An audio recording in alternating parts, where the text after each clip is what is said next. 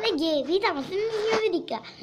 Dneska je to, jak si vyrobit svůj vlastní album.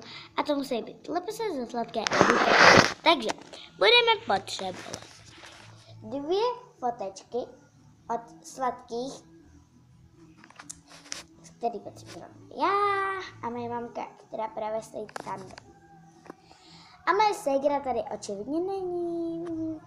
Takže tak. Takže si to takto obrátíme. Tak.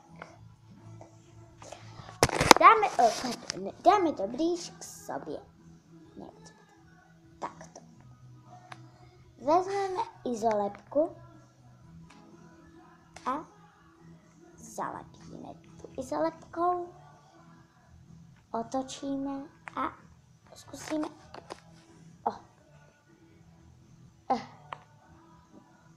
ohnout. Tak.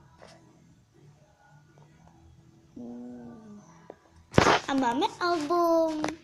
A nebo jakýkoliv počítač, kdybyste si to tady nalepili a tady byste měli tymáčka. No nic. Tak doufám, že se vám videjko líbilo a bych vám chtěla ukázat ještě můj domeček, který jsem si celý vyrobila a není žádný doplník, jako třeba z LPS.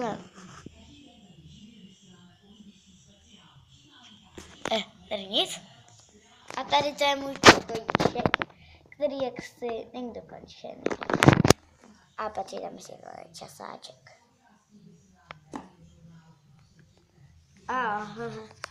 Tak doufám, že se vám videjko líbilo.